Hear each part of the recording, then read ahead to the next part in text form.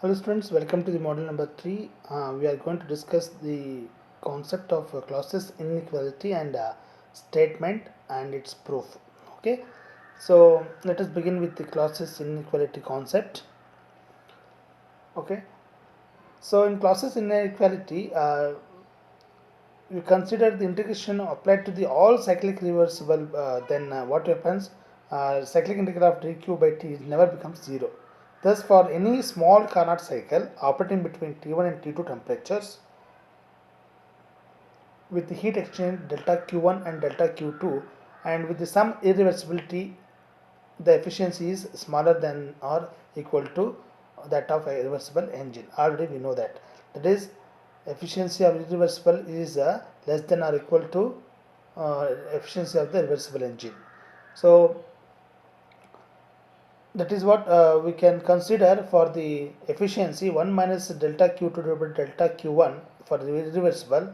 It is less than or equal to 1 minus delta q2 divided by delta q1 for the reversible, or we can write it as uh, delta q1 divided by delta q2 less than or equal to delta q1 divided by delta q2 for the reversible.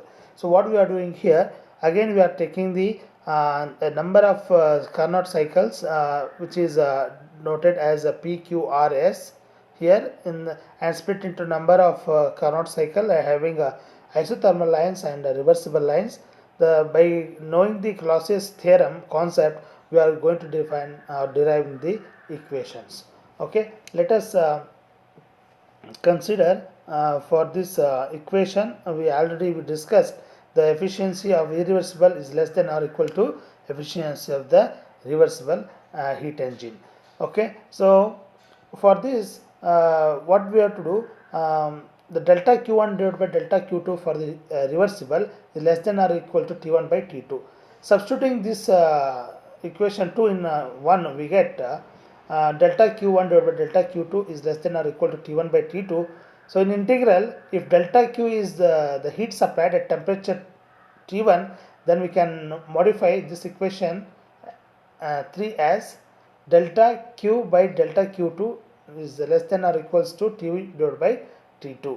So or you can take cross multiplication of this delta q by t is less than or equal to delta q2 divided by t2. For any process, the pq is for any process pq reversible or irreversible. For reversible process, so delta q reversible divided by t is equal to delta q2 divided by t2. So further we can write it as like this.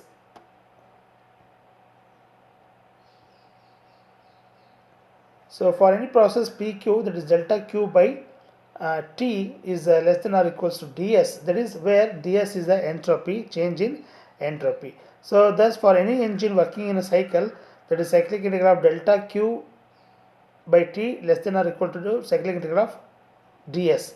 So since the cycle is integral for any property is 0, we can write it as cyclic integral of delta q divided by t is less than or equals to 0, because in here there is a for reversible process the ds is 0, change in entropy is 0, hence we can write it as for any cyclic integral of any property we can write it as 0. Okay, this is a Clausius inequality. Okay, so some of the case, if the cyclic integral of del q by t is equal to 0, we can say it is a cycle is reversible. If the cyclic integral of dq by t is less than 0, okay, less than 0, then the cycle is irreversible and it is possible. If the cyclic integral of del q by t is greater than 0, the cycle is impossible since it violates the second law of thermodynamics. So this is about the mathematical expression or derivation of the Clausius inequality by concept knowing the concept of Clausius theorem. So we have proved that equation. Okay, I hope you understood this concept for deriving the equations.